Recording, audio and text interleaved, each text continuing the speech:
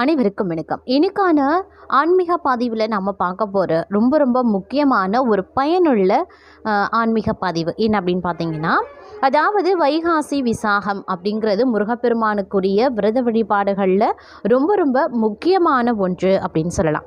ஏன் அப்படின்னா, கந்தசஷ்டி விரதம் எந்த அளவுக்கு ஒரு மகத்துவம் பெற்ற விரதத்தில் முக்கியமான ஒன்றோ அதே மாதிரி தாங்க வைகாசி விசாகமும். இந்த வைகாசி விசாகம் அப்படிங்கிறது முருகப்பெருமான் பிறந்த தினம் அப்படின்னு சொல்லலாம். இந்த தினத்தில் நாம் இருக்கக்கூடிய விரதங்கள், செய்யக்கூடிய வழிபாடுகள், பூஜைகள் இது எல்லாத்திற்குமே அதீத பலன்கள் நமக்கு உடனுக்குடன் கிடைக்கப்பெறும் அப்படின்னு சொல்லலாம். இன்னும் 2 நாட்கள் தான் இருக்குது. ஆமாங்க, வருகின்ற 9ஆம் தேதி திங்கட்கிழமை பார்த்தோம் அப்படின்னா வைகாசி விசாகம் வரவிருக்கிறது.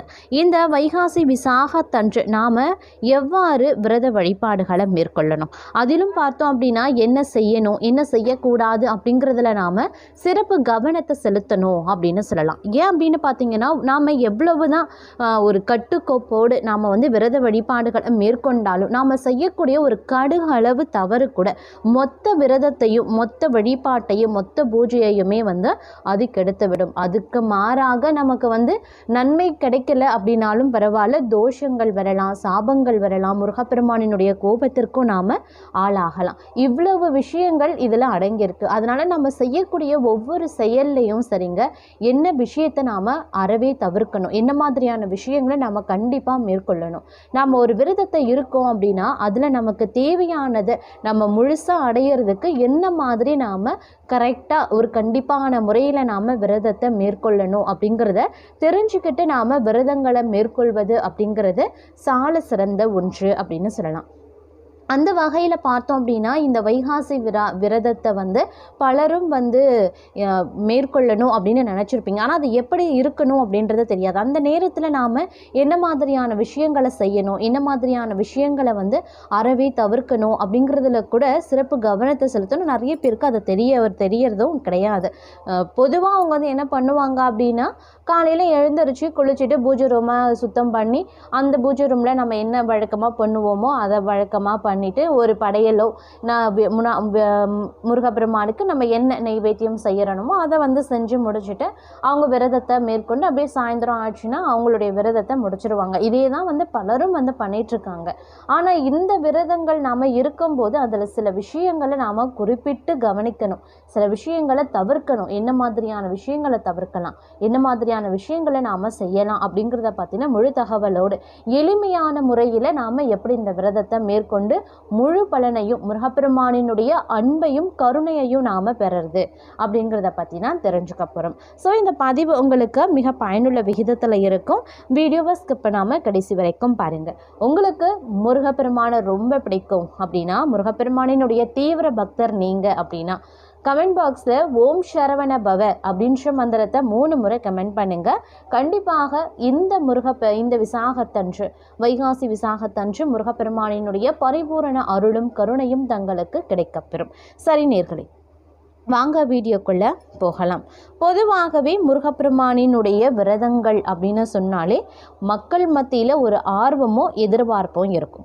முருகப்பெருமானுக்கு உரிய ஒரு முக்கிய விசேஷ நாட்களில் வைகாசி விசாகமும் ஒன்றுங்க. வைகாசி மாதத்தில் வரக்கூடிய விசாக நட்சத்திரத்தில் இந்த விழா கொண்டாடப்படுது. பெரும்பாலான முருகன் கோவில்களில் வைகாசி விசாகம் 10 நாள் விழாவாக கொண்டாடுறாங்க. வைகாசி விசாகத்தன்று பல பக்தர்கள் பால்குடம் எடுப்பாங்க, காவடிகளை ஏந்தி கந்தனின் அருளை பெற சுப்பிரமணியர் கோவில்களுக்கு பாத யாத்திரையும் மேற்கொள்வாங்க. அறுபடை வீடுகள் மட்டும் இல்லாமல் பிற முருகன் ஆலயங்களுக்கும் ஏராளமான பக்தர்கள் சென்று வழிபடுவது உண்டு. அவ்வளவு சிறப்பு வாய்ந்த வைகாசி விசாகம் அப்படிங்கிறது இருக்கக்கூடிய விரதம் அப்படிங்கிறது ரொம்ப ரொம்ப முக்கியமான ஒன்று அப்படின்னு சொல்லலாம். அதாவது வருகின்ற ஜூன் 9ஆம் தேதி வைகாசி விசாகம் கொண்டாடப்படுது. வைகாசி விசாகத்தன்று சந்திரனானவர் துலாம் ராசியில இருந்து விருட்சகத்திற்கு செல்லவிருக்கிறார். தற்போது இருக்கக்கூடிய சூழல்ல குருவும் புதனும் மிதுனத்திலேயே குடியிருக்காங்க. எப்போதுமே குரு புதன் கூடியிருந்து அதே சூழல்ல விசாக நட்சத்திரத்தை 5ஆம் பார்வையாக கண்ணுற்று விட்டால் அது ஒரு பெரிய நன்மையை தரும் அப்படிங்கிறது அனைவரும் அறிந்த ஒன்றுதான். அது போன்ற நன்னாளில் மனதார முருகப்பெருமான வழிபட்டு முருகா, முத்துக்குமரா, வடிவேலா, சண்முகா, கந்தா குஹா கடம்பா கார்த்திகேயா சண்முகத்தாழ்வா அரசே என் அப்பனே அப்படின்னு மனதார வழிபட்டு விட்டாலே போதும். எப்பெரும் துயரே ஆனாலும் அது பொடிபடும் அப்படிங்கிறது ஆன்றோர்களினுடைய வாக்கு. தற்போது இருக்கக்கூடிய கால சூழ்நிலையில் கேது கிரகமானது சிம்மத்திலையும் கும்பத்தில் ராகுவும் வீற்றிருக்காங்க. கும்பம் அப்படின்னு சொன்னாலே பானையை குறிக்கும், அதுபோல் சந்திரன் அப்படிங்கிறது பாலை குறிக்கும். துலாம் ராசியானது இதே தொழில சுமக்கக்கூடிய காவடியை குறிக்கும். அதனால் வைகாசி விசாகத்திலே பால் குடம் எடுப்பது, காவடி தூக்கிறது எல்லாமே ஏதோ ஒரு வகையில் முருகப்பெருமானை போற்றக்கூடிய அமைவதுடன் பெரிய பரிகாரமாகவும் திகழ்வதை நாம நம்மளுடைய அனுபவத்தாலேயே உணரலாம். அதே மாதிரி பால்குடம் எடுத்து காவடி தூக்கியும் முருகனுக்கு நேர்த்திக்கடன் செலுத்துவாங்க பல பக்தர்கள். பொதுவாக ராசிக்கு 8வது இடத்துல சந்திரன் செல்வது சந்திராஷ்டமம் அப்படின்னு சொல்கிறாங்க. இந்த சந்திராஷ்டமத்திற்கு பல்வேறு பரிகாரங்களும் சொல்கிறாங்க. ஆனால் மிகச்சிறந்த பரிகாரம் எதுவென்று தெரியுமா? அதாவது முருகனை வழிபடுறது தான். கும்பம் அப்படின்னு சொல்லக்கூடிய பானைக்கு நேர் எதிரே இடமான கடகத்தில் பால் என்று சொல்லக்கூடியது சந்திரனை குறிக்கும். பால்குடம் ஏந்தி அருகில் இருக்கக்கூடிய முருகன் ஆலயத்திற்கு சென்று மனதார அவனை வேண்டி பால் அபிஷேகம் செய்ய தங்களுடைய ஜாதகத்தில் இருக்கக்கூடிய கால சர்ப்ப தோஷம், கண்டக தோஷம் உள்ளிட்ட எப்பெரும் தோஷமும் சந்தோஷமாக மாறும். 18 புராணங்களில் மிகப்பெரிய புராணம் என்று சொல்லக்கூடிய ஸ்கந்த புராணம் அரியதொரு நன்மைகளை முழுமையாக அருளும். அதனால தான் கந்தபெருமான் நமது சொந்த பெருமான் என்று சொல்லுவாங்க. மேலும் சுக்குக்கு மிஞ்சிய மருந்தும் இல்லை, சுப்பிரமணியனுக்கு மிஞ்சிய தெய்வமும் இல்லை. அதனால் எப்போது நீங்கள் முருகா என்று மனதார வெளிப்படுகிறீர்களோ அன்று முதலே உங்கள் வாழ்க்கையிலே பெரும் நன்மைகள் சேர்ந்து வரும் அப்படின்னு சொல்லலாம். அதே போல் 6வது இடம் அப்படிங்கிறது கடன், வம்பு, வழக்கு, நோய்களை குறிக்குங்க. 6வது இடம் வயிற்றையும் குறிக்கும். ஒரு பழமொழி இருக்கு, லங்கனம் பரம உகஷ்யனா என்பார்கள். அப்பொழுதெல்லாம் விரதம் இருக்கிறோமோ அந்த விரதத்தின் பயனாக ஆரோக்கியம், ஆயுள், ஐஸ்வர்யம் பெருகும் அப்படிங்கிறது நம்மளுடைய ஆன்றோர் வாக்கு. அந்த வகையில் முருகப்பெருமான் அவதரித்த நாளில் விரதம் இருக்கிறது ஆரோக்கியம், ஆயுள், ஐஸ்வர்யத்துடன் ஆகச்சிறந்த பலன்களை தந்துவிடும். இருந்தாலும் விரதம் இருந்து அன்றைய தினம் கந்தனை வழிபட முடியலை அப்படின்னாலும் முருகா என்று மனதார ஒரு முறை சொன்னாலும் போதும், மனமுருகி நமக்கு அருள்பாலித்து விடுவோம். மேலும் வைகாசி விசாகத்தன்று அறிந்தோ அறியாமலோ சிவாய நம அப்படின்னு நம சிவாய மந்திரத்தை நாவிலே ஏற்றி இறைவனின் கரத்தை பற்றி கொண்டா சங்கரன் நம் சங்கடங்களை தீர்த்தும் விடுவான். முக்தி, மோட்சம் போன்றவையும் மனிதனுக்கு கிடைத்துவிடும். அதுபோன்று வைகாசி விசாகத்தன்று நமசிவாயா அப்படின்னு மந்திரத்தை ஜெபித்து வந்தா கட்டாயம் பொருளாதாரத்தில் பெரும் மேன்மைகள் கிடைக்கும் அப்படின்னு சொல்லலாம். அதே மாதிரி வைகாசி விசாகத்திலன்று நாம் எப்படி வீட்டில் வழிபடுறது அப்படின்னு பார்த்தோன்னா, கோயிலுக்கு செல்ல முடியலை அப்படின்னாலும் வீட்டில் ஸ்கந்தனை மனதார நாம் வழிபடலாம். தந்தைக்கு உபதேசம் செய்து குருவாக உயர்ந்து இரண்டும் கலந்த திருவுருவாக விளங்கக்கூடிய ஆறுமுகன் நமக்கு எப்போதுமே ஆறுதலை தருவான்.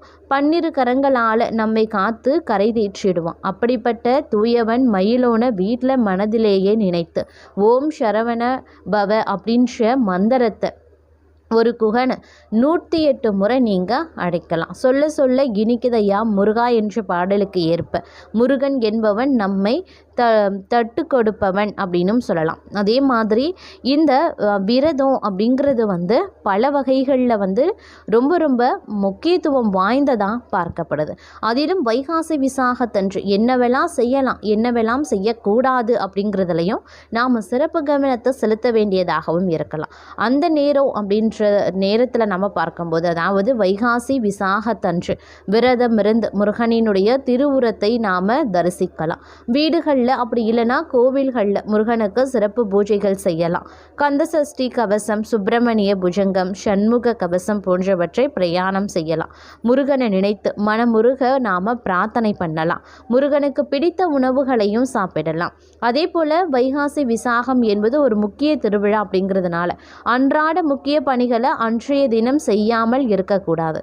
பழைய உணவுகளை பயன்படுத்தக்கூடாது. விரதத்தின் போது கவனக்குறைவாகவும் இருக்கக்கூடாது. பாவ செயல்களுக்கு இடம் கொடுக்கக்கூடாது.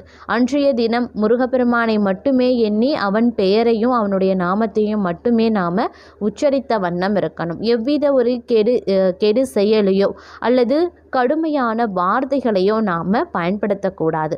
இவ்வாறு நாம் இருக்கக்கூடிய பட்சத்தில் முருகப்பெருமானினுடைய பரிபூரண அருள் நமக்கு கண்டிப்பாக கிடைப்பதோடு மட்டும் இல்லாமல் முருகனினுடைய கருணையும் நமக்கு கிடைத்து நம்மளுடைய வாழ்க்கை செம்மையாகவும் வளமையாகவும் இருக்க பெறும் அப்படிங்கிறதுலையும் எந்தவித சந்தேகமும் கிடையாதுங்க.